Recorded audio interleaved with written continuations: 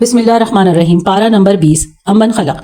مختصر خلاصہ، 20ویں پارے میں سورہ نمل کا آخری حصہ سورۃ القصص اور سورۃ العنکبوت شامل ہیں۔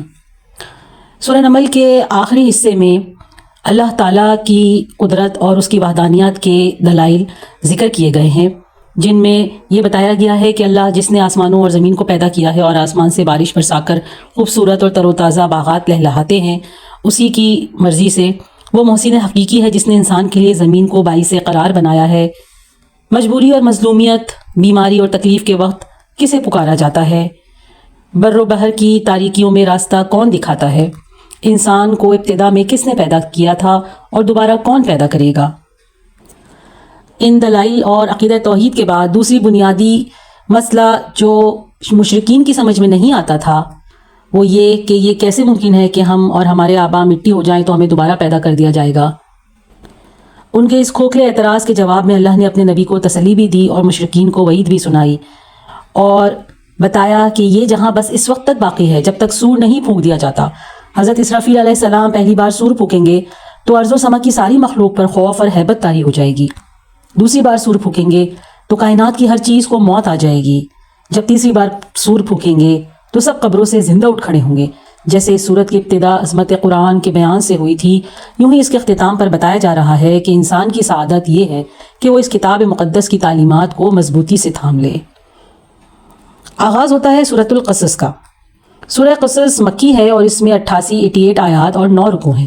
اس سورت کا زیادہ تر حصہ فرعون کے ساتھ حضرت موسیٰ علیہ السلام کو جو معاملہ پیش آیا اس کے بیان پر مشتمل ہے۔ اس سورت کی ابتدا حروف مقطعات میں سے طا سین میم کے ساتھ ہوئی ہے اور ان حروف کے متصل بعد قرآن کریم کی حقانیت کا بیان ہے۔ اس کے بعد حضرت موسیٰ علیہ السلام کے قصے کا آغاز ہو جاتا ہے۔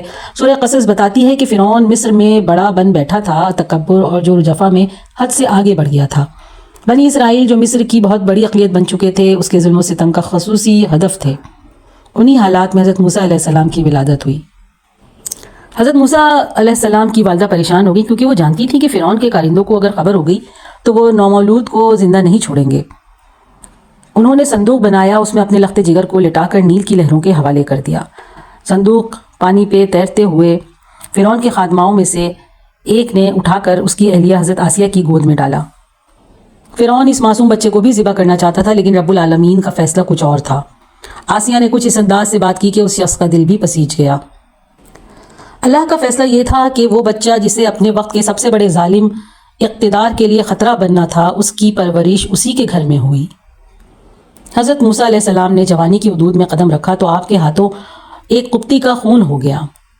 ایک شخص کے مشورے پر آپ مصر سے نکل گئے اور مدین کی راہ لی اور انہوں نے دعا کی، یا رب میں تیری عطا کا فقیر اور محتاج ہوں۔ آپ کی یہ دعا دریا بکوزہ کی مثال تھی، اس میں وہ سب کچھ آ گیا جس کا انسان محتاج ہو سکتا ہے۔ وہ ایک درخت کے سائے تلے بیٹھے تھے کہ 2 باحیا اور پردہ دار بچیاں بکریوں کو ہنکارتے ہوئے آ گئیں۔ ان کی بکریوں کو عذرا احسن کنویں سے ڈول کھینچ کر پانی پلا دیا۔ بچیاں سمجھدار تھیں، اپنے والد حضرت شعیب علیہ السلام کے سامنے جا کر اس اجنبی مسافر کی قوت و طاقت اور امانت و دیانت کی تعریف کی۔ انہی میں سے ایک بچی کے ذریعے بلائے گئے نہ صرف باعزت اور راحت ٹھکانہ میسر آ گیا بلکہ چند شرائط کے تحت رشتے کی بھی پیشکش ہو گئی۔ شادی کے بعد اہلیہ کو ساتھ لیے مصر واپس جا رہے تھے کہ ٹھٹرتے ہوئے جنگل میں آگ بھڑکتے ہوئے دیکھی۔ آگ لینے کے لیے آگے بڑھے تو نبوت سے نواز دیے گئے۔ نبوت عطا کرنے والے نے عصا اور ید بیضا کا معجزہ دے کر اسی کے سامنے کلمہ حق کہنے کا حکم دیا جس نے اللہ کی زمین اللہ کے بندوں پر تنگ کر رکھی تھی۔ فرعون نے نہ ماننا تھا نہ مانا۔ اللہ نے اسے اٹھایا اور فوج کے پروں سمیت مادی ترقی کے اس سپر پاور کو دریا کی طوفانی موجوں کے حوالے کر دیا۔ اللہ اکبر۔ یہ قصہ جس کے نمایاں کردار 3 ہیں، حضرت موسیٰ علیہ السلام، بنی اسرائیل اور فرعون، اور جس کا کچھ حصہ یہاں اور بقیہ جزیات پورے قرآن میں مذکور ہے، اس قصے سے مجموعی طور پر بصیرتیں اور عبرتیں حاصل ہوتی ہیں۔ حضرت موسیٰ علیہ السلام کا قصہ اور فرعون کا انجام بیان کرنے کے بعد مختلف آیات میں اہل مکہ کو تنبیہ کی گئی ہے۔ اہل کتاب میں سے ایمان لانے والوں کی تعریف کی گئی ہے۔ مشرکین کی جہالتوں اور حماقتوں کا ذکر ہے۔ قیامت کے مناظر میں سے بعض مناظر کی منظر کشی کی ہے۔ اللہ تعالیٰ کی تخلیق اور اختیار کا بیان ہے۔ ان مضامین کے بعد فرعون جیسے ایک دوسرے متکبر اور سرکش انسان کا تذکرہ ہے۔ اس کا نام قارون تھا۔ خاندانی اعتبار سے وہ حضرت موسیٰ علیہ السلام کا قرابت دار تھا۔ اکثر علماء نے اسے آپ کا چچزاد بھی قرار دیا ہے۔ اپنے وقت کا ہی نہیں، شاید آج کے بین الاقوامی سرمایہ داروں میں سے بھی سب سے بڑا سرمایہ دار اس کے خزانے نہیں خزانوں کی چابیاں اٹھانے کے لیے طاقتور مردوں کی ایک بڑی جماعت کی ضرورت پیش آتی تھی۔ دولت کی بہتات نے اسے خودسر اور مغرور بنا دیا تھا۔ حضرت موسیٰ علیہ السلام نے اسے سمجھایا کہ مال و دولت پر مت اتراؤ، اللہ اترانے والوں کو پسند نہیں کرتا۔ اللہ نے جو کچھ دیا ہے اسے اللہ کی رضا حاصل کرنے کے لیے خرچ کرو۔ جیسے اللہ نے تمہارے ساتھ احسان کیا ہے اسی طرح تم بھی اللہ کے بندوں کے ساتھ احسان کرو۔ نہ کسی پر ظلم کرو اور نہ ہی روپیہ پیسہ ناجائز مصارف میں خرچ کرو۔ لیکن یہ ساری فہمائش اس کے سر کے اوپر سے گزر گئی اور اس نے وہی جواب دیا جو ہر احمق مغرور سرمایہ دار دیا کرتا ہے۔ اس نے کہا، مجھے یہ مال میری دانش کے زور پر ملا ہے۔ حب دنیا میں ڈوبے ہوئے لوگ جب قارون کی شان و شوکت دیکھتے تو ان کے منہ میں پانی آ جاتا اور وہ اسی جیسا بننے کی تمنا کرتے تھے، لیکن پھر یوں ہوا کہ اللہ نے اسے اسی کے گھر سمیت زمین میں دھسا دیا۔ عذاب الہی کی اس زندہ گرفت نے دنیا پرستوں کی آنکھیں کھول دی اور انہوں نے اعتراف کیا کہ اگر اللہ ہم پر احسان نہ کرتا تو ہمیں بھی دھسا دیتا۔ قارون کے واقعے کے اختتام پر قرآن ایک ایسی نصیحت کرتا ہے جو ہر مسلمان کو اپنے پلے باندھ لینی چاہیے۔ ارشاد ہوتا ہے، آخرت کا گھر ہم نے ان لوگوں کے لیے تیار کر رکھا ہے جو ملک میں بڑا بننے اور فساد کا ارادہ نہیں رکھتے اور انجام تو پرہیزگاروں ہی کا ہے۔ آج بڑا بننے کی بیماری عوام میں نہیں بلکہ خواص میں بھی عام ہو چکی ہے۔ اس سورت کی آخری آیت میں ہے کہ اللہ کے سوا ہر چیز فنا ہونے والی ہے، اسی کا حکم ہے اور اسی کی طرف تم لوٹ کر جاؤ گے۔ فرعون جیسے بادشاہ اور قارون جیسے سرمایہ دار کا عبرتناک انجام اس دعوے کی دلیل ہے کہ اللہ کے سوا ہر چیز فنا ہونے والی ہے۔ سورۃ العنکبوت کا آغاز ہوتا ہے۔ سورہ عنکبوت مکی ہے اور اس میں 69 یعنی 69 آیات اور 7 رکوع ہیں۔ اس سورت کے مضامین میں بھی دوسری مکی صورتوں جیسے ہیں۔ اس سورت کا موضوع سنت ابتلا ہے، یعنی اس زندگی میں ابتلائیں اور آزمائشیں ضرور آتی ہیں۔ مکی زندگی میں مسلمانوں کو طرح طرح کے مظالم اور مصائب کا سامنا کرنا پڑا۔ انہیں سمجھانے کے لیے فرمایا گیا کہ ایمان والوں کو آزمانا اللہ تعالیٰ کی پرانی سنت اور دستور ہے تاکہ سچے اور جھوٹے، مومن اور منافق میں امتیاز ہو جائے۔